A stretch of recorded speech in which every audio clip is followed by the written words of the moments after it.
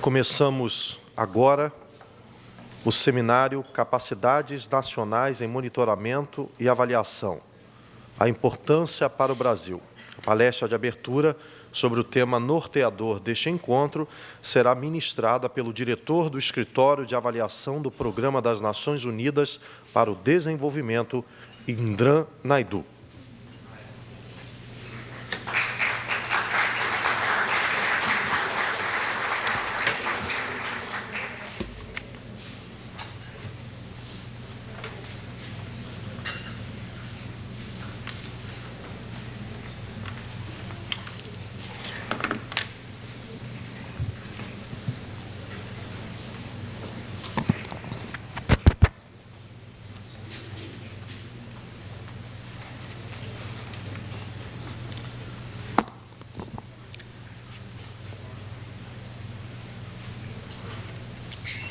Distinguished guests, ladies and gentlemen, a very good morning to one and all of you. I begin my address by acknowledging the following persons who grace this event. They are Johar Farhaz, Johar Ganade, Paula Mantegna, Sergio Guimarães, and Ricardo Pós de Barros. I hope I have the pronunciations right. The Independent Evaluation Office, responsible for the oversight of the global program of the United Nations Development Program, referred to as the UNDP, that covers 166 countries, considers this invitation an honor, and it is our privilege to support this impressive event. Brazil is a leader in Mercosur, in the region, and increasingly in South-South cooperation. In the field of evaluation, it has set an example of the value that can be derived from sound evaluation capacity and networking. The economic growth of the country is increasingly attracting attention, with people asking how this country gets it right. It has a vibrant democracy and media. The performance of the state is under scrutiny from many quarters, all of which reflect an educated society demanding to know what the results are from taxes paid, as well as evidence of good governance. Evaluation as a philosophy and a function, profession and practice, serves to guide and align a commitment between policy and practice, as evaluation will show up the discrepancies and spur action for correction between what is promised and what is delivered. The product of a sound M&E infrastructure based on the bedrock of democratic values and a commitment to reducing inequality is a visible development program within which marginalized groups are recognized and advanced, and key development indicators, such as the Millennium Development Goals, show progress. Keeping to the MDG goals requires authentic M&E, which all stakeholders can be confident about. This requires leadership that must be exercised from different quarters: government, civil society, academia, the private sector, and evaluation professionals. The form of leadership varies, but the permeating factors are the following: a commitment to national ownership and the building of local capacity so that accountability, analysis, and recommendations are informed by contextual specifics, as alluded to in this morning's opening session. Using evaluations to advance learning with an emphasis on continuous improvement through capacity building and ownership rather than simple sanction. It is essential that evaluation partners work in a way that is complementary, as capacity development requires social consortium, as no sector can do it on its own. The development and evaluation agenda must be shared, as sector performance affects all stakeholders, as they individually and collectively are also citizens with democratic aspirations and interests. Evaluation leaders must subscribe to the underlying philosophy of evaluation is the theme of my talk this morning. In my brief discussion, I will explicitly address the role of leadership in developing national M&E capacities, and do so from the premise that conducting good evaluation stems from a deeper commitment about how the world should work. It is a commitment to be and receive critical appraisal, to respect the role of others in the field and work with them towards a common good, and a commitment to improve, irrespective of the challenges posed by resources and situations. Evaluation, as one of the most dominant movements in the past 20 years, has brought to the public domain more evidence of government performance than ever before, leading to a heightened accountability and potential better alignment between the political promises and actual practices. This evaluation event helps to mediate discussions between the service deliverers and the service users, generally government and citizens. It is a powerful tool which is reflected in the number of continental, regional, and country evaluation associations and networks, and we commend this one, each of which helps support one of the most dominant new disciplines of our time. Given the prominence of evaluation, it is necessary that it be credible and objective, and for all evaluators, that the concern of independence is addressed.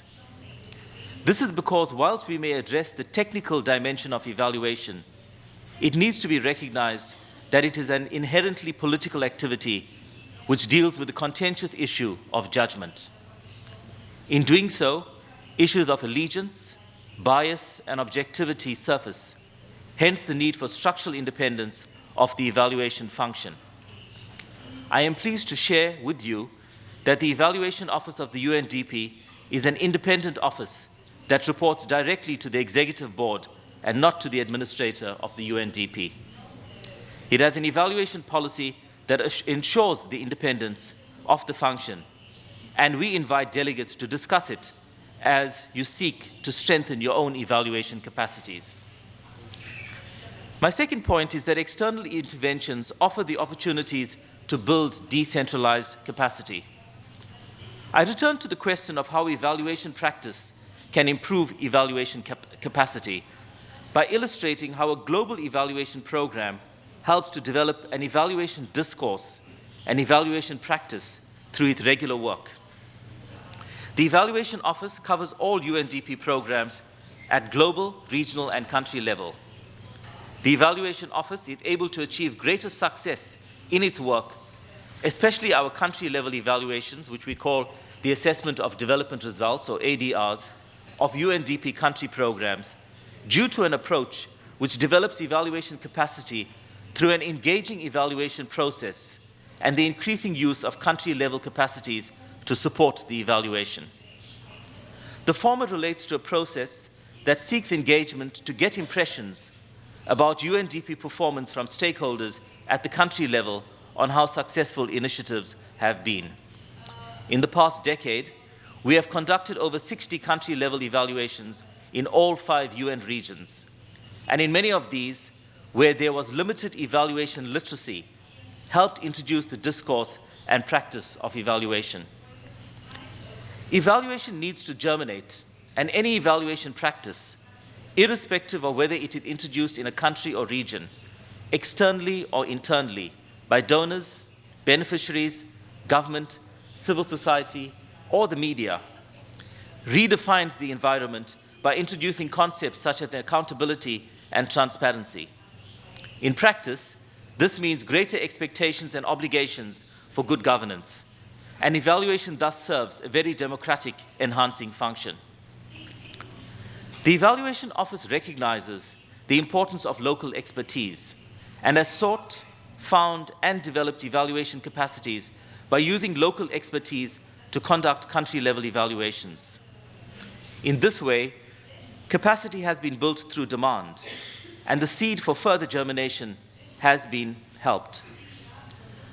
This practice also means that expertise is recognized as existing within countries, but needs to be identified, advanced, and supported so that self-determination, a UN value, is advanced. We have found where there has been meaningful engagement with local capacity and governments, the propensity for getting results used is far greater, as in Sri Lanka, Costa Rica, and Liberia this year. After such evaluations, one leaves the country, a region, with greater ability to strengthen its capacity, as they have the knowledge, experience, and legitimacy to nourish the new saplings that have emerged from such experience. More, of course, needs to be done, and the responsibility now falls on the levels of leadership within government, the academic sector, and civil society to ensure that the momentum continues after evaluation events. Who then are the leaders in governance? It is important to situate evaluation advocates within the broader conceptual landscape of governance. We live in a world where, due to globalization and membership of organizations such as the UN, a common governance terminology has emerged. The UN seeks for unity amongst nations, which is enjoined by democracy and civil liberties, better social services, and a respect for the environment. Its visibility seeks to go beyond crisis prevention and recovery and the holding of elections. Indeed, it seeks to entrench sustainable solutions so that there is self-governance allowing for its exit. In talking about values, there needs to be concrete steps to measure. Leadership needs to respond by ensuring that it promotes capacity development through various actions. Political leadership. Evaluation promotes transparency and hence accountability. It is thus necessary that there is a political commitment to the practice, as implicit in accepting an evaluation function within government or any other sector is an invitation for critique, where evaluation is seen as an ally to improve performance, a critical friend. Political commitment on its own is not enough. It needs to be followed through with resources and/or a commitment to mobilize the resources to build capacity. Political leadership must commit itself to a process which involves dialogue with critical partners, such as civil society, the private sector, beneficiaries, academia, the evaluation professionals, and even the media. Successful examples include events such as this, and we look forward to co-hosting with a Brazilian partner, hopefully, the next international conference on national evaluation capacity. The last one was in South Africa, which was co-hosted between the Evaluation Office and the Public Service Commission, and we want to build up in terms of that momentum in sharing the knowledge globally. The emphasis shall remain on advancing consensus on strengthening capacity for evaluation. There is also the symbolic importance when political heads commit to evaluation, in that it shows pride in democratic governance. I move now to administrative leadership. This tier of leadership, generally located within the higher decision-making structures of government, is critical, as it has to enact the political commitment to evaluation by making resources available and ensure that policies support accountability. It is interesting to note that many ministries across the globe have or are in the process of entrenching evaluation units and policies.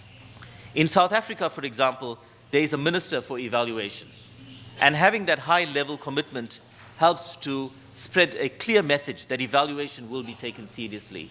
We cannot discount the importance of having champions for evaluation.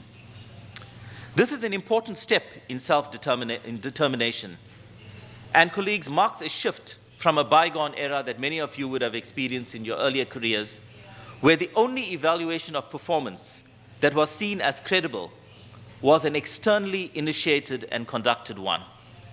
And that led, in many cases, to the hostility and the negativity around evaluation, as colleagues have spoken about in this morning's opening session. Some of the classic arguments against internal evaluation function relates to the question of the lack of independence and hence the lack of credibility. However, I would suggest that if properly located and capacitated with the correct operational policies, internal units can be credible, and it is important to build internal evaluation capacity, and it links fundamentally to the issue of self-determination. The argument that internal evaluation has no credibility is a problematic one, because it's important, it's a tool for management. Both forms, however, are needed, and can complement each other. The practice of peer reviews, which the United Nations Evaluation Group conducts on its evaluation units, advisory boards, having evaluators properly trained in programs such as the International Program for Development Evaluation Training and a whole host of other programs, and participating in the events of evaluation associations help to build the credibility of evaluation functions, irrespective of where they are located. Administrative leadership must support the building of its own evaluation capacity, as this will build sustainable capacity within an organization and provide the skills that cannot be obtained by parachuting consultants into situations where local capabilities have already been installed. In practice, this means engaging actively with evaluation associations and training institutions to develop capacity, needs assessments, and put in place strategies that improve the evaluation literacy and competence of all officials. Less commissioning, more hands-on is required. Efforts need to be put in place to change mindsets of politicians, administrative leaders, and public servants that it is better to be self-critical in order to improve than be externally critiqued when it is too late and there are often adverse consequences. The internal environment must be receptive to capacity development, which means it must be open to evaluation, call for and embrace critique so that the evaluation function is not just symbolic, but a genuine function with structural independence and authority to perform credible evaluations. How often have we heard of evaluation units that simply have no impact? The staff are frustrated, there's a high turnover, and nothing happens. So it's not just about having the unit, it's ensuring that the unit functions effectively, and that requires a tremendous amount of ongoing effort. I move on to leadership of civil society organizations. In many countries and contexts, civil society has been the original evaluators, working with communities to identify and direct their concerns to decision makers. We need to commend the role of the private sector supporting corporate social responsibility work, calling for evaluation of their investment. These private and corporate institutions serve as examples of promoting